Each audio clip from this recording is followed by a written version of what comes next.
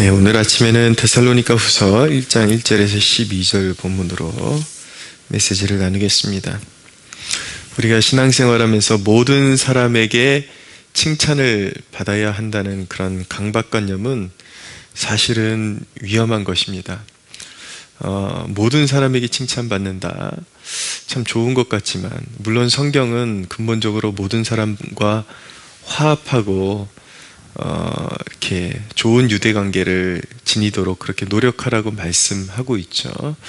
그러나 진리를 지키다 보면은 자연스럽게 우리에게 다가오는 것이 무엇이냐면 바로 핍박이라는 것입니다. 모든 사람에게 인정받는다라는 것은 사실은 진리를 타협하지 않고는 있을 수가 없는 일이죠.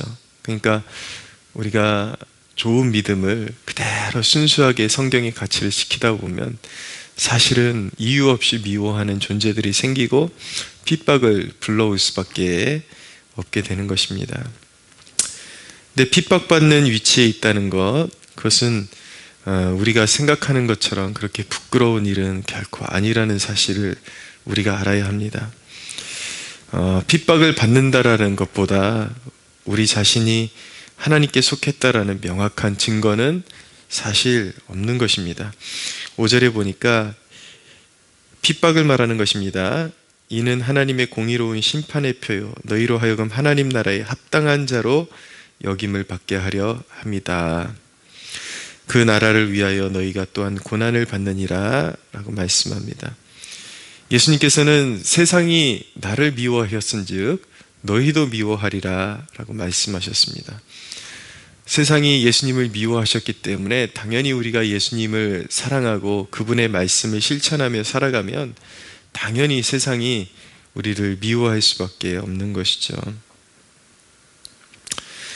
그렇기 때문에 우리가 상황을 볼 때에 올바른 시선으로 바라보는 시선의 교정이 필요합니다.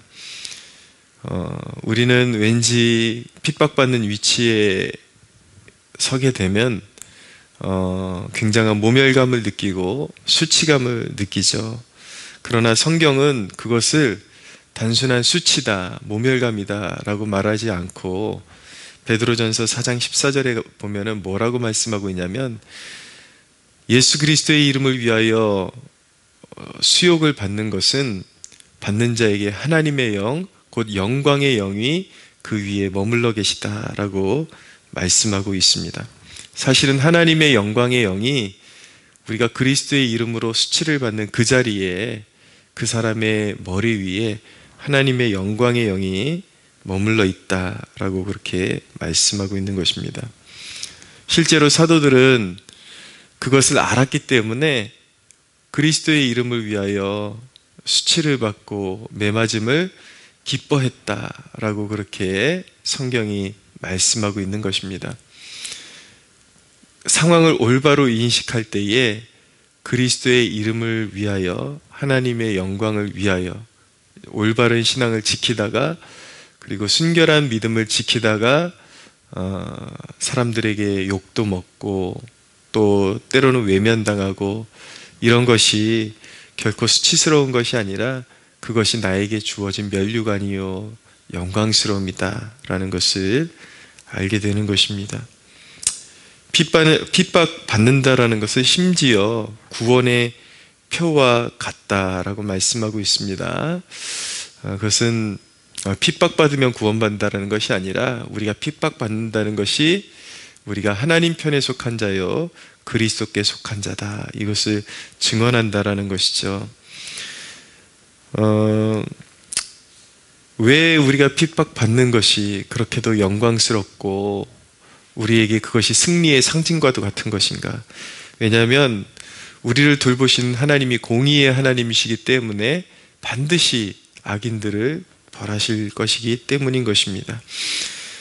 6절 이하에 보면 너희로 환난을 받게 하는 자들에게는 환난으로 갚으시고 환난을 받는 너희에게는 우리와 함께 안식으로 갚으시는 것이 하나님의 공의시니 주 예수께서 자기의 능력의 천사들과 함께 하늘로부터 불꽃 가운데 나타나실 때에 하나님을 모르는 자들과 우리 주 예수의 복음에 복종하지 않는 자들에게 형벌을 내리시리니 이런 자들은 주의 얼굴과 그의 힘의 영광을 떠나 영원한 멸망의 형벌을 받으리로다 라고 성경이 선언하고 있는 것입니다.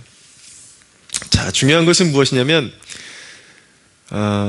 핍박과 환난이 올 때에, 또 교회 중에 환난이 올 때 어떻게 해야 우리가 잘 통과하는 것일까?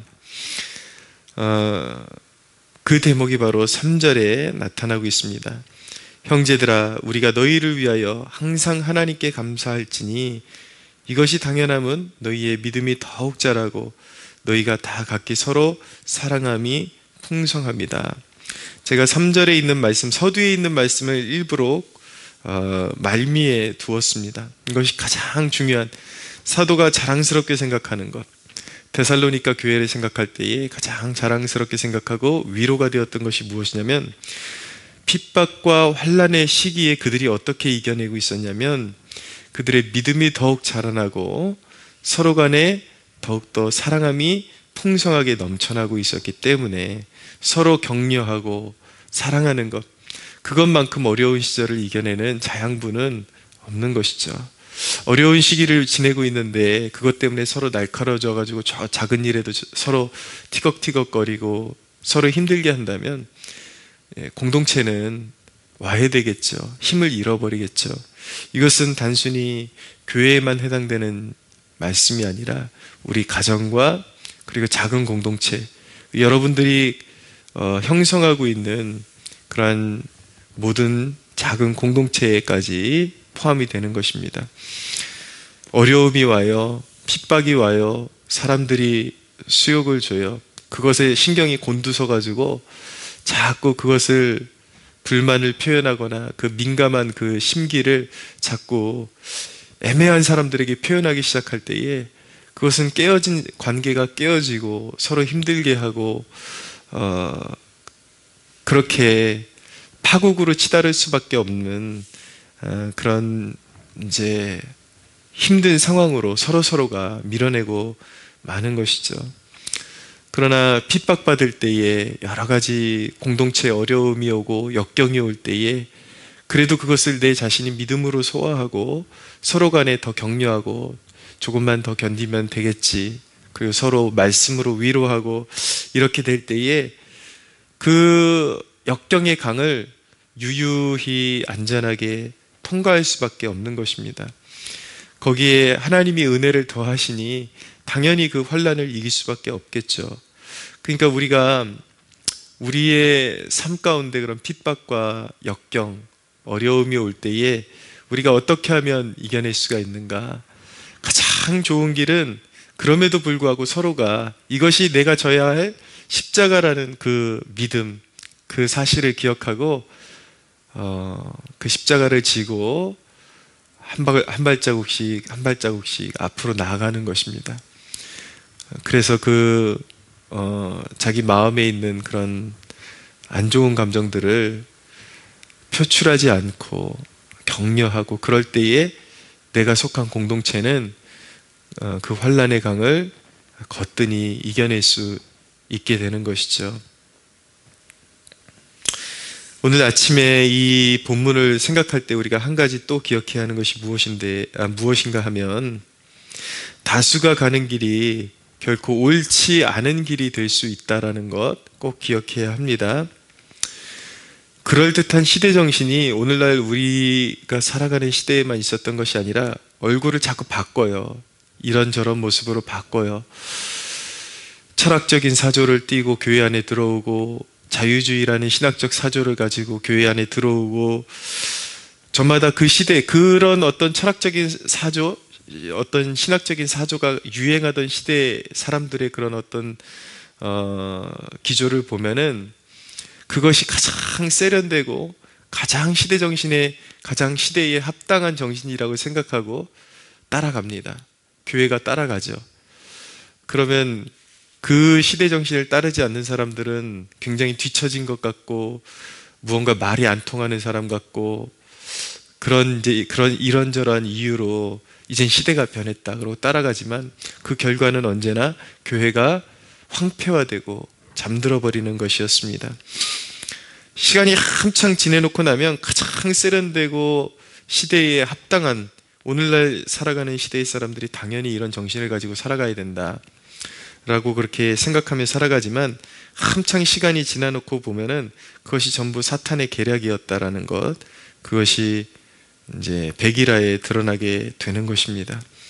그러니까 많은 사람들이 추종하고 따라가는 것, 왠지 내가 그런 사람들의 생각에 동조하지 않으면 많이 뒤처진 사람 같고 말이 섞이지 않는 것 같아요.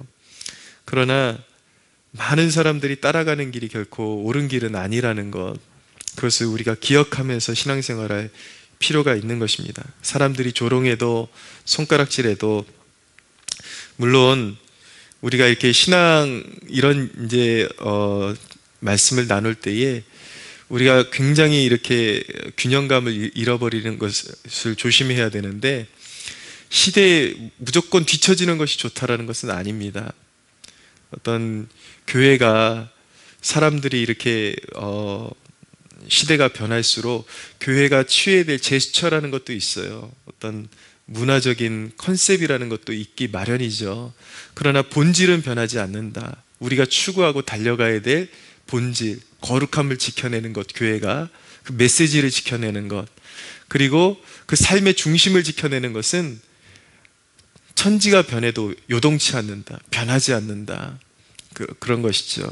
쉽게 말씀드리면 음악적인 스타일이나 이런 것들은 시대에 따라서 그 음감이나 이런 것들은 조금씩 변할 수 있어요. 이것을 굳이 옛날 1000년 전, 500년 전에 추구하던 음악 스타일을 우리가 그대로 따라야 될 필요는 없는 것이죠. 그렇지만 그 본질, 그 찬양의 가사의 본질은 변해서는 안 된다라는 것입니다. 메시지의 본질, 강단의 모양은 시대에 따라서 조금씩 변할 수 있겠지만, 물론 그것도 정도가 있는 거죠. 그렇지만 메시지의 본질은 어제나 오늘이나 주님 오실 때까지 변해서는 안 된다라는 것입니다. 피 묻은 그리스도의 복음, 그분의 거룩하심을 따라 살아가야 되는 우리의 삶, 이 영적인 본질은 아무리 시대가 변해도 결코 변할 수 없다라는 것입니다. 사랑하는 여러분, 시대 가운데 진리의 말씀을 따라가다 보면 사람들로부터 외면받고 손가락질 당할 수 있습니다. 그런 외로움을 두려워하지 말고 좁은 길을 걸어가십시오. 엘리야가 하나님 앞에 이 시대 가운데 다 변질되고 나만 남았습니다.